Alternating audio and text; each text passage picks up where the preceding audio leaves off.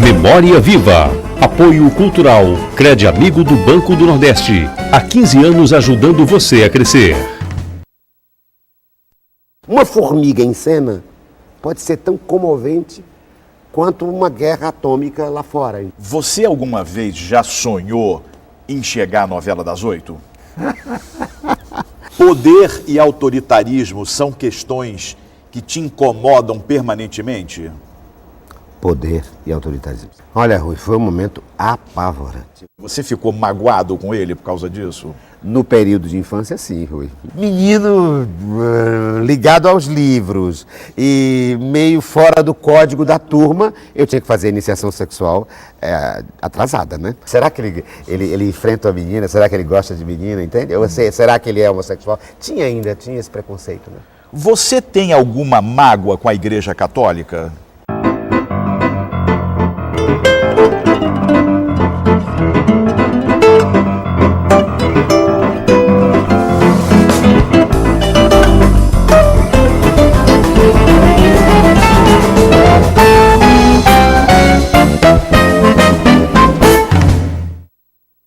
Quem é Ricardo Guilherme? Ricardo Guilherme é alguém que acha que mais do que uma persona, a gente deve ser uma pessoa. Quer dizer, os valores humanos é que constituem as personas nas quais a gente vai se constituindo na nossa carreira. Mas eu sou um criador, Ricardo Guilherme tenta ser um inventor, um criador de coisas, um artista ligado a muitas atividades e tentando ser criativo e inventivo nessas atividades. Mas hoje, mais uma vez você se definiu como sendo um besta bom. O que é um besta bom? É porque um besta bom. É porque eu sou tão bobo, tão besta, né? Assim, no sentido da fragilidade humana, né? Quando a gente é mais jovem, a gente vai achando que é possível, que vamos embora. Depois a gente vai vendo com o tempo, com as dobras do tempo, que a gente vai se tornando mais frágil, que a gente não tem domínio sobre as coisas, que a nossa própria definição de identidade é perpassada pela definição do outro, dos outros, não é? E, portanto, nós somos finitos, somos humanos, somos indivíduos, ou seja, não podemos nos dividir, né? Sempre que o mundo existe é através do nosso olhar subjetivo, pequeno, micro. Então é um besta. Agora, um besta bom, que não quer fazer mal, que quer se colocar como um artista do seu povo, como um índice do seu povo, que acha que um artista só pode ser grande se ele souber da sua história, do passado, do presente e do futuro do seu povo. Ricardo, você teve uma infância feliz? Como é que foi a sua infância? Eu sou uma pessoa sem tempo, às vezes, sabe? A minha infância foi toda fora do Metron. A minha geração ouvia uma coisa, eu estava ouvindo outra. Estava lendo um livro, eu estava lendo outro. Fui um autodidata, não cumpri aqueles rituais da escola normais. Abandonei a escola no meio da 7ª série e fui ser um autodidata. Depois entrei na universidade, fiz graduação, pós-graduação. Enfim, eu sempre meio na transversal do tempo. Mas acho que a minha infância é boa, mas de alguém fora da sua turma. Não é bem fora da turma. Eu me integrava, mas encontrava sempre um lugar específico, incomum, para estar nessa turma. Você brincava das mesmas coisas que as outras crianças brincavam? É exatamente isso, não. Por exemplo, jogo de futebol. Todo mundo vai jogar futebol, óbvio, ou então vai ser no máximo, no mínimo goleiro, né? Eu ia para o jogo com os meus colegas de pelada, né? Nos campos, como é que chama? Em terrenos baldios. E eu ia narrar o jogo com uma lata, botava uma pedra dentro para ficar vibrando e já tentando ser locutor esportivo. Mas isso era uma forma também de você querer se integrar às outras crianças. Isso, é por isso que eu disse que eu sou fora da turma, mas na verdade fora no sentido de que não tinha o mesmo código. Mas eu era integrado, eu não era uma pessoa tímida, reservada, um menino tímido, reservado.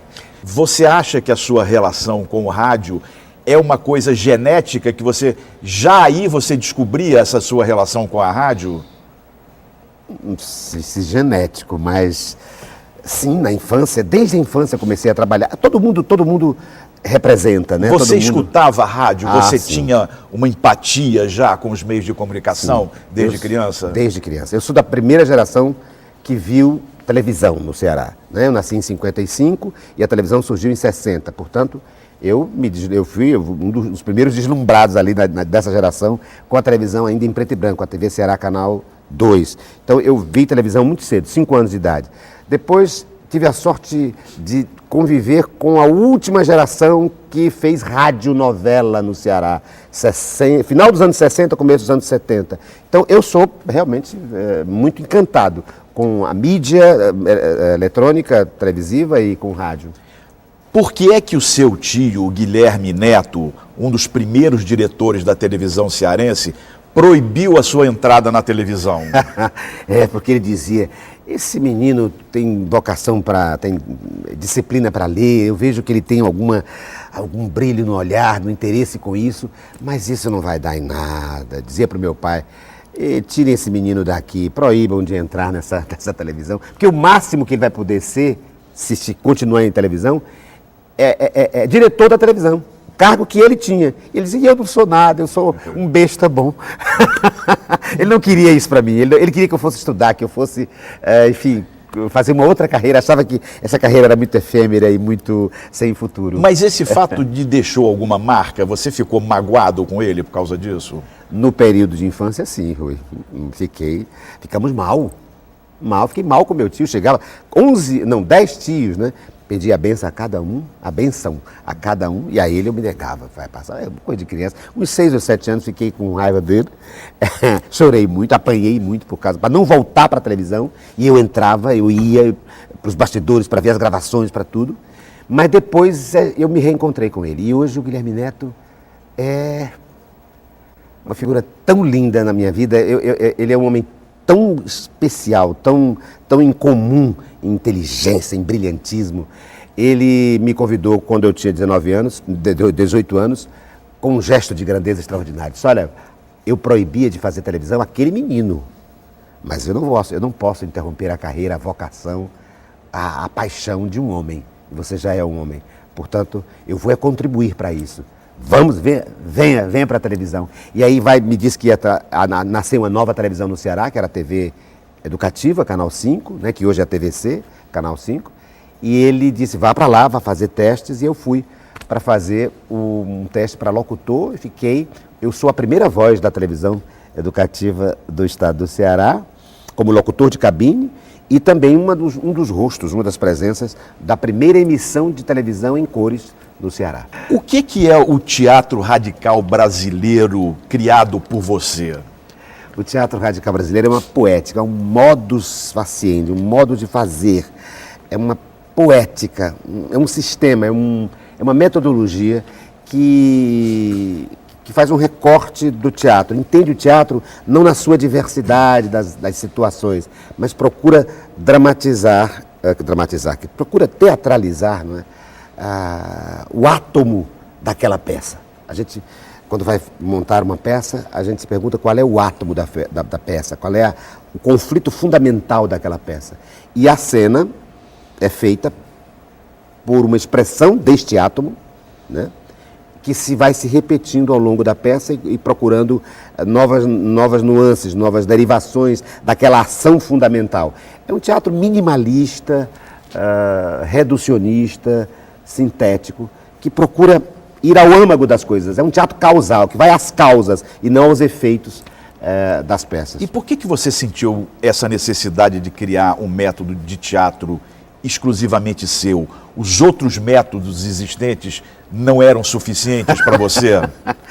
Parece, né? Mas não é não. Eu tive admiração por todos. Aliás, ninguém pode criar um método, uma metodologia ou qualquer coisa, nenhum programa de televisão como esse, sem ter referência do passado, sem ter referência de outros teóricos, de outros programas, né? Nós somos perpassados pelas criações, todo criador é perpassado pelas criações de outros criadores.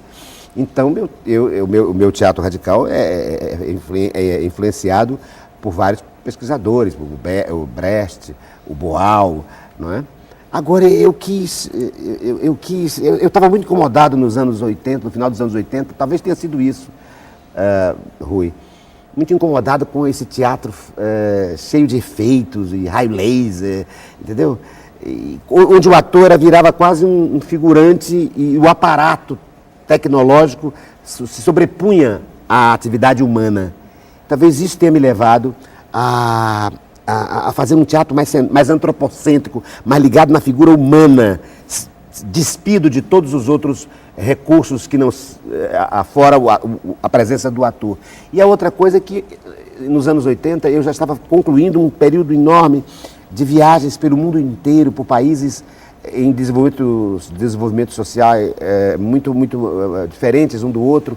Eu fui a Nicarágua na Guerra Civil, tive Angola, mas também tive na Alemanha, na França, e eu vi o país, eu vi o Brasil, meu Brasil, de longe, e compreendi que nós estávamos muito referenciados, nós que eu digo atores, diretores de teatro, muito referenciados em poéticas que não traduziam, digamos, a antropologia cultural do Brasil, os mitos brasileiros, as danças dramáticas brasileiras, e quis fazer então algo que pudesse absorver isso. Esse antropocentrismo, quer dizer, essa volta ao corpo do ator e um corpo do ator referenciado com a cultura brasileira. Você uma vez, Ricardo, disse que gostaria que o ator deixasse de ser repórter. O que quer dizer exatamente isso?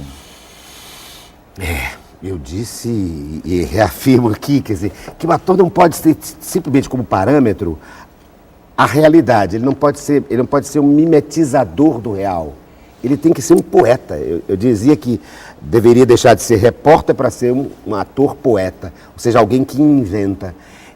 Em outras palavras, é dizer que o ator não pode ser apenas alguém que se reporta a uma realidade ou que deixa a realidade ser o seu parâmetro único, mas sim alguém que pode ser mais arbitrário, inventar uma nova sintaxe, criar um personagem que não seja simplesmente a cópia do real. É mais ou menos por aí. Não só o ator de teatro, mas também o dramaturgo, entende? Eu acho que um personagem pode ter todas as informações que o poeta quiser que ele tenha, independentemente da verossimilhança. É isso. Eu acho que a gente está muito acostumado a julgar um artista pelo fato de ele ser ou não verossimilhante, ser ou não compatível com a realidade que a gente conhece. E eu acho que não, o espaço de criação da dramaturgia, né, em todos os seus campos, deve ser um espaço da poesia. Da poesia que eu digo, da criação. Né? Você pode fazer um mendigo sem necessariamente copiar o mendigo, né, que está na rua. Eu acho até que entre a vida e a arte, há autores que querem que o teatro possa competir com a vida, e eu sempre digo, não adianta competir, o teatro vai sempre ganhar, porque é muito mais, o teatro é muito mais livre, muito mais forte, e a sua absorção pelo mundo é muito mais concentrada do que na própria vida, né? Uma formiga em cena pode ser tão comovente quanto uma guerra atômica lá fora, entende? Porque você está concentrado ali, porque o poeta colocou naquela formiga, naquela situação, naquela circunstância, todo o drama humano. Ricardo, o ator está sempre representando, ou por outra, todo homem representa um papel na vida?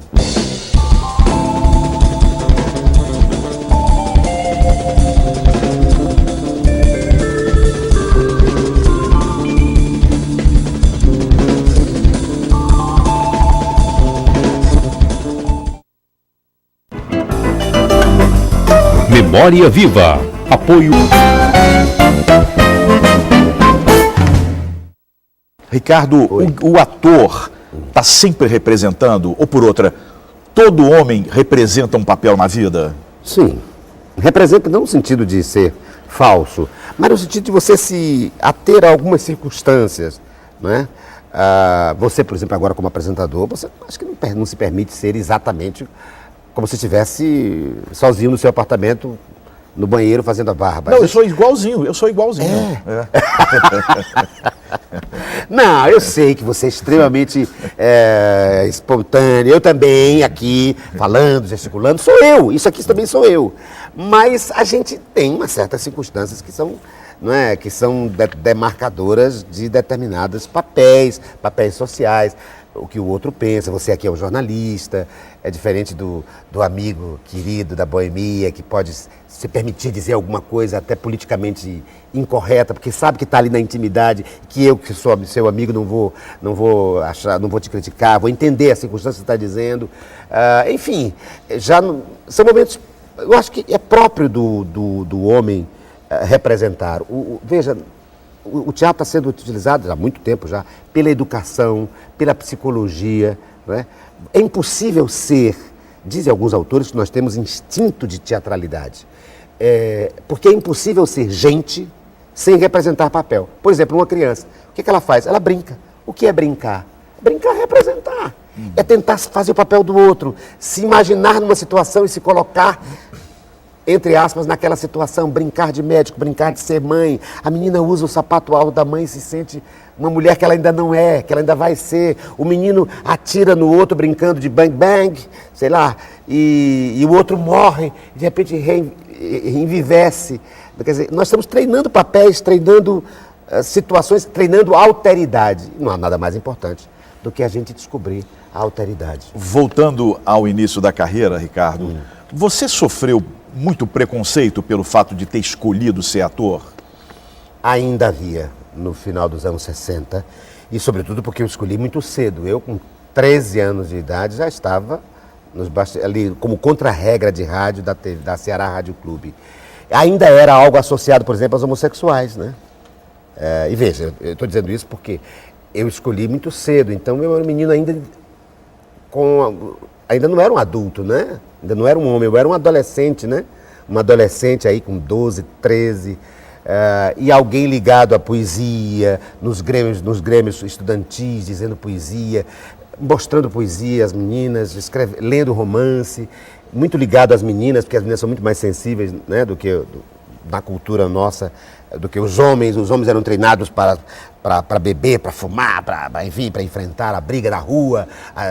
E eu não, eu era mais quieto, mais ligado à biblioteca, mais ligado a um outro tipo de música, diferente daquele rock que estava surgindo. Eu estava ouvindo a discoteca do meu pai, enfim. E depois escolhi teatro e ser escritor. Então era algo meio... Havia, assim, um certo preconceito. Dizer, esse cara, eu acho que ele não... Será que ele enfrenta a menina? Será que ele gosta de menina? Entende? Ou será que ele é homossexual? Tinha esse preconceito, né? Como é que você conseguiu o seu primeiro papel? Primeiro papel foi no rádio. Eu, na Ceará Rádio Clube. De tanto ficar lá. Eu batia a máquina, eu datilografava os capítulos, eu era o primeiro a chegar, eu varria o estúdio, eu me ofereci para ser assistente do assistente de contra-regra, até que acho que Glice Salles e Ivone Meire, que são duas atrizes lindas do Rádio Teatro do Ceará e do Brasil, disseram, dê uma chance a esse menino, João Ramos, o Gonzaga Vasconcelos, e aí me deram um pequeno papel. Nem me lembro mais, enfim. É um pequeno papel que dizia umas 3 ou 4 falas. E aí eu estrei no rádio teatro. E você não se lembra mais qual era esse papel, não? Não, mas sei uma coisa curiosa. Não era de menino. Não era de menino. Não era uma voz de menino. Também não era um homem. Veja, eu fazia muito voz de velho, de mulher, né? E às vezes de menino. Por quê? Porque a minha voz, quando eu comecei no rádio, ela não estava definida ainda, os hormônios, né? Não estava definida. Então, para fazer uma voz de velho era mais fácil, porque eu fazia, não sei o quê, eu vou ali, blá, blá, blá. Ou então eu fazia uma voz de uma mulher, uma coisa mais delicada. Um menino de 13 anos podia fazer. Agora, para concorrer com os homens, com aquela voz grossa, José Humberto Cavalcante, João Falcão, João Ramos, vozes, né, bonitas, eu para concorrer não dava, todo mundo via que era um menino. É curioso porque o Emiliano Queiroz, numa entrevista que me deu recentemente, disse a mesma coisa. Que o primeiro papel dele, quando ele ainda era criança, um menino pequeno, o primeiro papel dele foi a de um velho, que ele fazia a voz de um velho. Voz de um velho. Interessante isso. Você disse, Ricardo, uma vez, que o último remanescente de uma geração que perdeu a virgindade com prostitutas foi a sua. Como foi essa sua experiência? Pois é, menino ligado aos livros e meio fora do código da turma, eu tinha que fazer iniciação sexual atrasada, né? Os meninos já estavam aí, uns 12 anos, e eu só fui chegar muito depois, já estava no teatro, e um dia um amigo me disse, mas Ricardo, você nunca enfrentou assim de pá? Eu digo, não, mesmo assim não, eu tive ensaios, jogos amistosos, né? Com algumas meninas assim no bairro, umas coisas aqui, mais assim. Mas assim, de vambora, vamos ver o que há. Eu disse, não, então eu vou levar você. E aí me levou para um lugar, e era realmente, talvez eu tenha sido realmente um dos últimos remanescentes dessa geração que se iniciou com prostituta. Mas já era fora de moda, até nisso eu sou transversal do tempo, fora do tempo. Né? Fora do tempo, ou temporão ou então atrasado, porque naquela época a gente já transava com a namorada, né? Estamos falando aí dos anos 70, comecinho dos anos 70, né? E eu não, a minha namorada ainda era só pegar na mão, assim, um beijinho, uma coisa, namorar no portão, né? Então eu me iniciei realmente com prostitutas, mas eu acho que a iniciação mesmo se dá mesmo, é com afeto, né? Mas com as prostitutas a experiência foi interessante ou foi traumatizante? A primeira foi apavorante, né? O que fazer, como fazer, e muito rápido, né? Porque você ainda não tem domínio, controle, você nem sabe, né, o que é o outro, o desejo do outro, você está tão... É por isso que eu estou dizendo que a grande iniciação não é assim, desse amor, dessa relação sexual sem afeto, mercenária, é com calma, atendendo às demandas do outro, é com identidade, é com partilha. Ricardo, você passou por 2 cirurgias que ameaçaram a sua carreira de ator. O que passou pela sua cabeça quando você imaginou que poderia ser obrigado a largar a sua carreira? Olha, Rui, foi um momento apavorante. Eu tive 2 tumores na parótida. Enfim, não são tumores, não eram tumores malignos, mas naquele momento a gente não sabia, né? E mais do que isso, o médico dizia a mim que era uma operação muito delicada, que qualquer milimétrico erro poderia me deixar com sequelas no rosto, irreversíveis, né? Porque são cortes, né? De um lado e do outro. Eu tive 2. Então, uma parótida é uma glândula que provoca salivas e tal, e é aqui no rosto, né? Então teria que ser aberto e retirar tudo isso. E então a minha imagem seria comprometida, e mais do que isso, a minha fala, né? Porque eu ficaria possivelmente com a boca torta, né? O olho também fora do esquadro, né? E aquilo foi apavorante. E a única coisa que eu lembrei de possibilidade é dizer, bom, deixarei de ser ator, deixarei de ser um homem de televisão, de rádio, mas vou escrever. Eu vou continuar escrevendo, que é o que eu sempre fiz. E vou poder dirigir também, porque eu vou poder falar, não vou poder estar em cena, mas eu vou poder falar com os atores, dizer alguma coisa. O que é importante é que eu não queria... Mas ali eu vi, Rui, o quanto essa atividade performática me é cara intrínseca. Porque apesar de eu ter todas essas outras atividades, televisão, rádio, literatura, jornalismo, o ator, o estar ali em cena com o outro, olhando, né, e me exprimindo a partir do olho, da boca, da fala, quanto isso é determinante para minha alma, para acalmar minha alma. Você, quando era jovem, chegou a estudar jornalismo e desistiu. Você passou a acreditar que seria mais fácil mudar o mundo fazendo teatro? Não foi por causa disso que eu saí do jornalismo. Foram as circunstâncias. E eu não me considero ter saído do jornalismo, né? Eu sou um jornalista, né? Inclusive profissionalmente, porque eu sou de uma época ainda que se podia ser sem ter passado pelo curso de jornalismo. O que aconteceu é que a minha vida no teatro foi me tomando e eu não pude concluir o curso de jornalismo. Eu pude, por exemplo, ser aceito num curso de pós-graduação de comunicação social sem ter concluído a graduação, porque a Universidade de Brasília fez o que ela chama de notório saber, né? E aí eu pude ser aceito, fiz provas e todos os testes, todas as provas e entrei no mestrado em comunicação na Universidade de Brasília em meados dos anos 90. Mas eu acho que em qualquer atividade, mesmo no teatro ou na comunicação, a gente pode mudar, a gente sempre quer mudar a si mesmo e o mundo, mesmo que seja de uma forma micro, pontual. Um ator disse certa vez que o teatro parece muito com a religião, o ritual, o templo, o palco sagrado, o fato de repetir os textos como num mantra. No seu caso, o teatro, de alguma forma, religa você com alguma coisa sagrada? Dá sentido à minha vida. Dá sentido à minha vida e dá sentido ao que eu nem sei. Que sei, se é que sei. Me explico melhor. Alguma coisa misteriosa, entende? Porque em cena, mesmo que você não tenha não seja uma incorporação, eu não sou médium, não é nada, nenhuma força, digamos, transcendente, digamos, que me toque. Mas eu sinto que, não é só eu, acho que todos os atores, que há uma comunicação com energias mais sutis, inclusive corporais, né? Que fazem com que o inconsciente se acione e me leve para outros insights.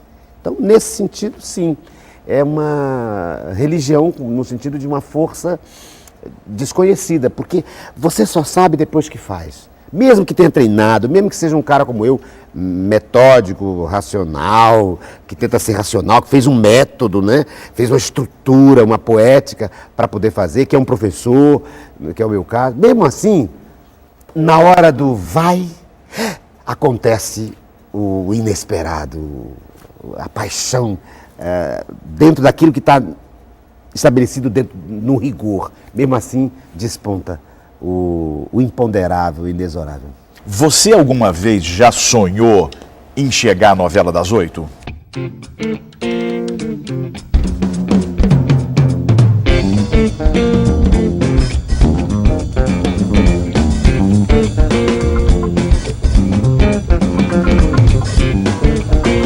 Apoio Cultural Cred Amigo do Banco do Nordeste. Há 15 anos ajudando você a crescer.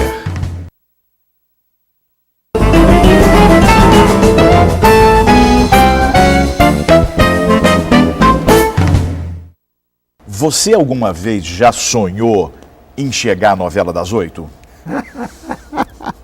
Naquela época todos os atores sonhavam, né?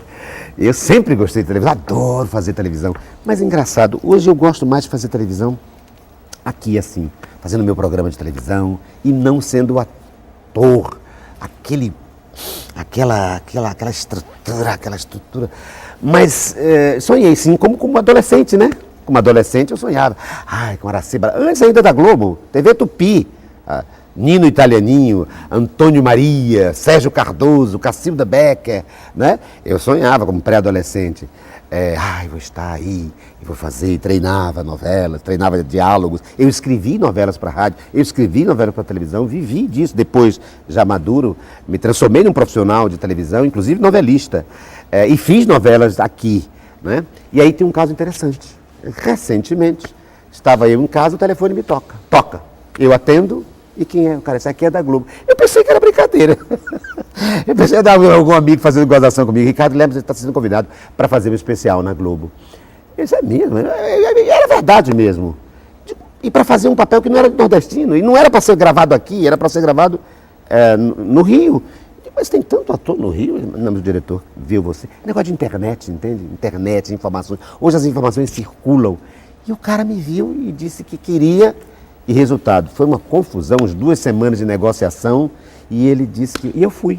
Portanto, eu já realizei, muito discretamente, aquele sonhozinho daquele pré-adolescente que eu fui, de fazer uma aparição assim na Globo. Por que é que... É bobagem, né? Bobagem, gente. Mas enfim, sonho de criança, a gente tem que ser fiel a ele. Por que é que você se irrita quando dizem que você é um ator de monólogos. Você acha um monólogo uma forma menor de atuação? Não. É tanto que tem vários. Primeiro, eu discordo da expressão monólogo. Não é discordo, para mim. Discordo quando atribuída a mim, monólogo, porque parece uma voz, monólogo, uma voz só, não é? Apenas uma voz quando eu faço um trabalho polifônico, né? E depois o que me incomoda um pouco é porque as pessoas só me reconhecem de algumas coisas para cá, não reconhecem que eu fiz mais de 100 peças, dessas 100 peças, eu te digo que aí 20% ou 30% é que são solos. Eu estou sozinho em cena. As outras todas eu estou com elenco, com gente. Agora, geralmente quem diz isso é quem me conhece, mais jovens, né, de agora, de algum tempo para cá. Porque quem conhece do passado sabe que eu sempre fui um ator, não especificamente de solos. Mas, na verdade, não tem nada a ver contra solo. E nem fico irritado com ódio, não.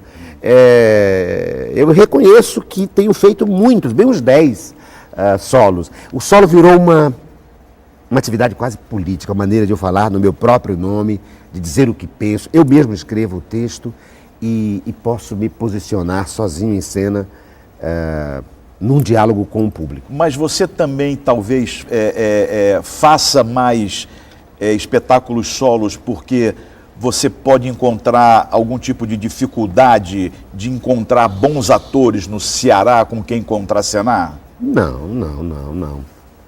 Não, é como na orquestra. Você toca na orquestra, mas também pode ser um solista. Eu sou um solista também, entende?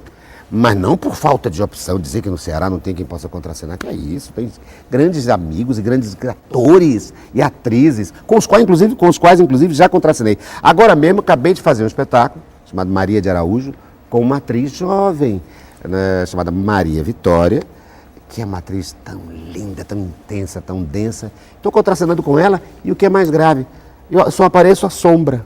Só apareço na sombra e ela é que é a figura central da peça. Estou ensaiando uma outra peça com ela também. Fiz em 2006 uma peça com 40 atores.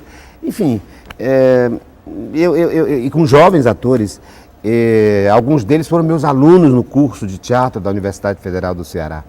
Portanto, não faço teatro sozinho em cena, muitas vezes, porque não encontro parceria, não. Teria lindas parcerias para fazer aqui com atores e atrizes. É porque, às vezes, preciso eu mesmo ser...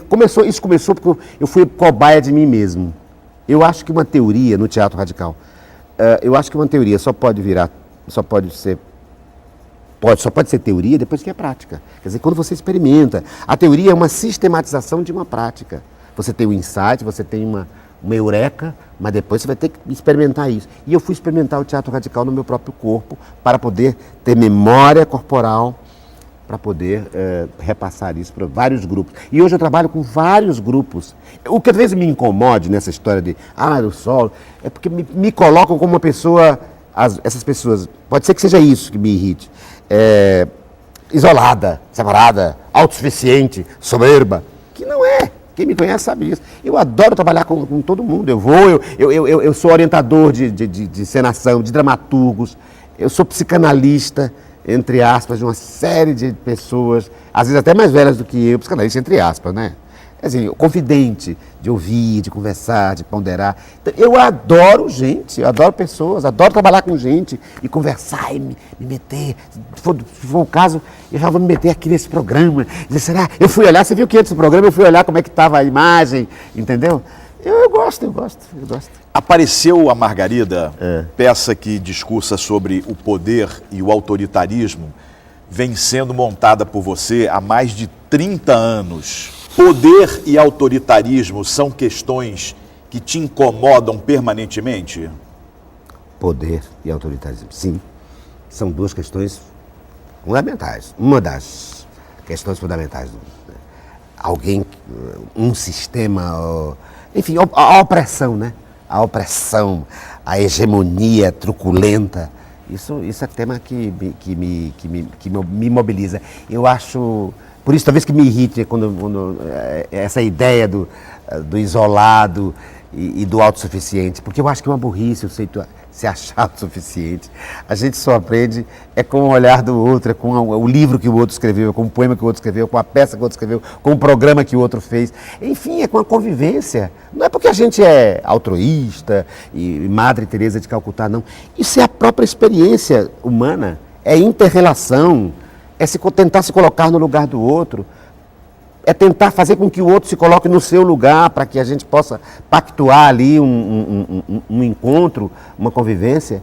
Então é um bem a ser preservado, esse bem da boa capacidade de conviver com o outro. B de Paiva, Emiliano Queiroz, Aderbal Freire Filho, José Wilker, artistas cearenses que foram embora para fazer carreira no Rio e em São Paulo. Por que Ricardo Guilherme nunca arredou pé do Ceará? Todos esses que você citou, que são figuras lindas, são de uma geração anterior à minha. Eu já nasci no outro momento, né?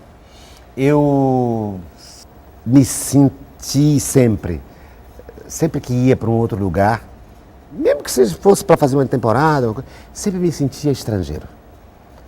Dizia, isso aqui não é o meu lugar. Eu muito cedo, Rui, comecei a ser, o que eu digo, uma espécie de ponte entre o passado e o futuro.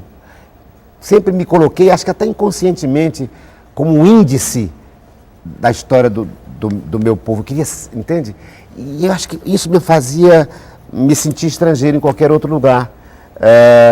Por exemplo, eu vou explicar melhor isso. Eu, com 20 anos de idade, criei o Museu de Teatro do Ceará. Eu, com 23, já estava publicando livros sobre a história do Teatro de Alencar, sobre a história do Teatro de São João, sobre a história do Teatro da Ribeira dos Icós. Eu vivia no Instituto Histórico, Geográfico, Antropológico do Ceará, com 20 e poucos anos, convivendo com o Geraldo Nobre, convivendo com o Eduardo Campos, pessoas que tinham idade de ser meu avô, meus avós, entende? Então, eu me sentia tão do Ceará, tão com uma missão pelo Ceará, que eu não me sentia bem em outro lugar. Então eu digo, não, eu vou... Mas ao mesmo tempo eu tinha ânsia de conquistar outros espaços, de ser noutros espaços. Então, tudo isso inconscientemente, tudo isso não foi teleologicamente armado, eu vou fazer assim para chegar lá. Mas a vida foi me levando e hoje eu me coloquei nesse lugar de alguém que está aqui, mas que olha o mundo de um determinado prisma, de um determinado ponto de vista e que quer trazer a areia desses lugares para cá, que é o Ceará, que é Fortaleza, e trazer a areia desse lugar aqui para repartir noutras terras. Como é que você avalia hoje, Ricardo, o ensino das artes cênicas no Ceará? Já deu um up, né? Map, como eles dizem. Porque nós não tínhamos, durante 50 anos, de 60 até quase 2010, 2010 exatamente, 50 anos, não tínhamos uma escola de teatro na Universidade Federal do Ceará, uma escola de teatro em nível superior. E aí é uma outra honra que eu tenho, é que eu sou o primeiro signatário da criação deste curso, do curso de uma licenciatura em teatro na Universidade Federal do Ceará. Foi um anteprojeto assinado por mim e por essa professora tão linda, tão cantora, tão compositora linda, e brilhante intelectual, que é a Ângela Linhares, né? Nós dois nos reunimos, fizemos esse projeto, depois entrou o Gil Brandão, né? Que é outra figura ímpar, da qual eu tenho o maior orgulho, porque eu fui professor dele e hoje vejo ele doutor em teatro, né? Enfim, e ele e mais o Elvis Matos, lá do ICA, do Instituto de Cultura e Arte, e mais o Orlando Luiz de Araújo, enfim, uns 5 ou 6 professores se reuniram em torno daquele anteprojeto que eu e a Ângela tínhamos feito, e hoje já temos uma escola de teatro, mas ainda precisamos de um bacharelado. Precisamos urgentemente de uma pós-graduação, de doutorado, de mestrado. Mas o grande problema desse tema, Rui, eu acho que é uma certa inadequação ainda da universidade em relação ao ensino das artes. A universidade ainda engessa, ainda tem muitas comportas e ainda, desculpe o trocadilho, não comporta a liberdade, a experimentação que devem reger um aprendizado, um exercício da arte. Você se ressente pelo fato de que quando você começou a ser ator, a trabalhar em teatro, rádio, televisão, de não ter tido uma escola de formação de atores?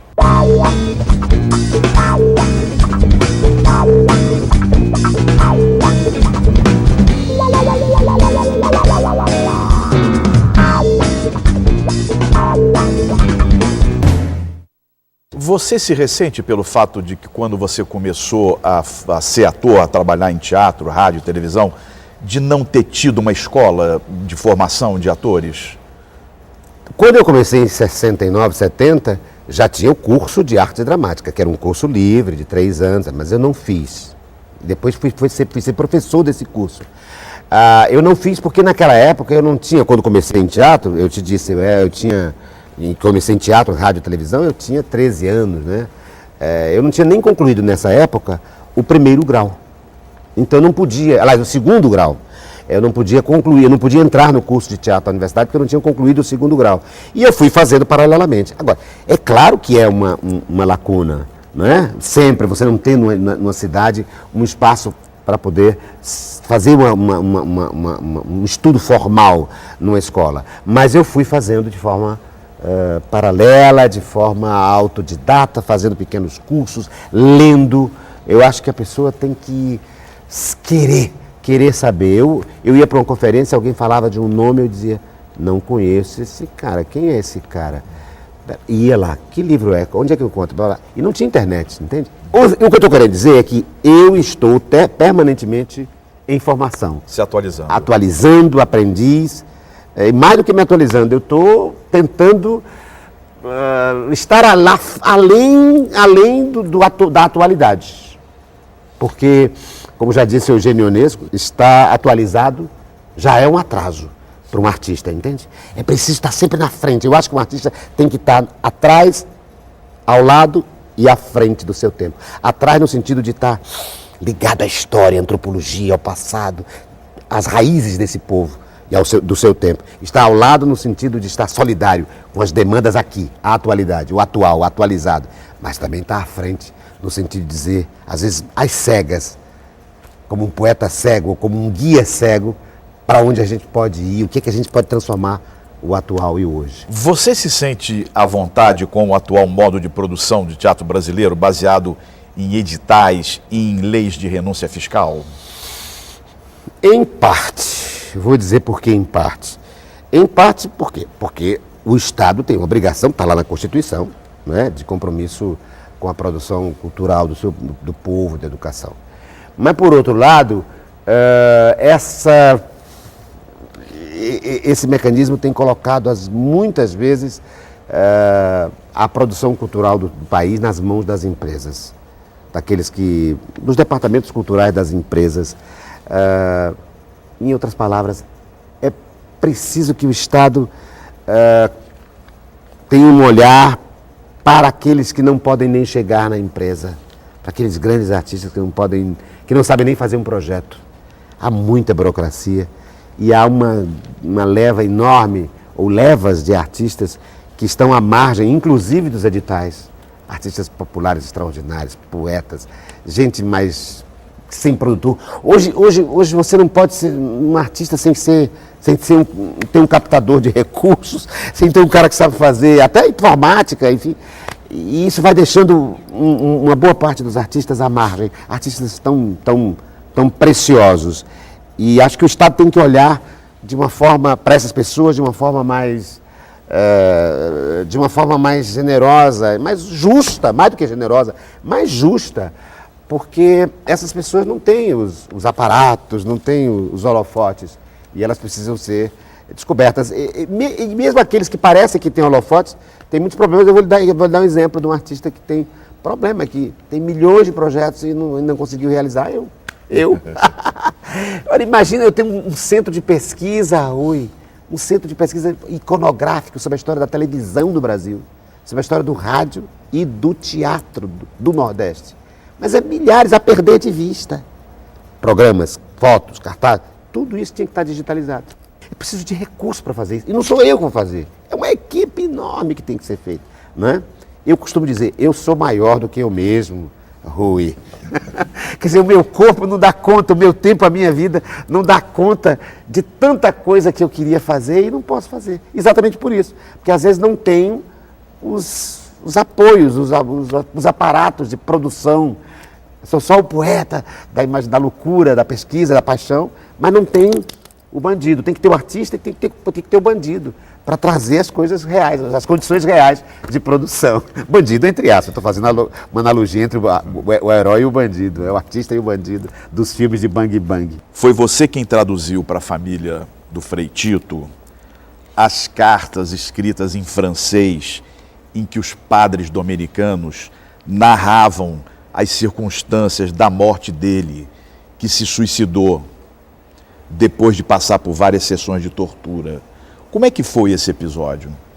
Eu estava ainda fazendo, acho que eu tinha acabado de fazer, concluir o curso de francês, de língua francesa e civilização francesa, da Casa de Cultura Francesa, da Universidade Federal do Ceará. Então eu morava vizinho, minha casa da minha mãe, era solteiro ainda, tinha 19 anos, minha mãe morava vizinha, a dona Nailde de Alencar Lima, que era irmã do Frei Tito. Eu tinha sido também alfabetizado, uma das minhas alfabetizadoras era Nildes Alencar Lima, professora do Cristo, eu ainda menino, criança. Então, nós tínhamos ligação com a família, em outras palavras. E um dia ela me chamou e a Nailde tinha... As circunstâncias da morte do Tito são circunstâncias trágicas. Ele é um padre, né, tinha cometido suicídio em plena ditadura, era um exilado. Então havia uma censura e um clima de muita tensão, inclusive da família, para lidar com esse dado, né, da morte dele em 74. E havia tido algumas cartas e uma parte da família não tinha tido conhecimento, até porque as cartas eram em francês. Então a Nailde conseguiu as cartas da Nildes, acho que por porta de travessa, e reuniu a família, fora a Nildes, para ouvir uma tradução, para saber exatamente o que tinha acontecido com ele, porque nem mesmo dentro da família isso era explicado em detalhes, com medo dos jovens, né, com medo de arroubos e de complicações maiores ainda para a família. Eu entendo as ponderações. E aí eu fui chamado para traduzir. Foi um momento tão bonito, Rui, porque não foi só eu dando o repórter, né, informando, lendo em francês e dizendo aqui, minhas palavras, o que estava escrito aqui para a família. Não foi só o momento do repórter informando a família sobre o que aquele homem sofreu, mas também foi uma eureka para mim. Foi um momento de epifania para mim, porque eu vinha de uma escola censurada, moral e cívica, OSPB, Organização Social e Política do Brasil, toda na linha dos generais, a televisão censurada, os jornais censurados. Eu não sabia desse mundo, né? Meu pai era um comunista, mas um homem que tinha muito cuidado também com as informações conosco, né? Vivíamos na minha infância e minha adolescência com informantes, né? Na escola, na universidade, né? Era muito perigoso, é outro tempo.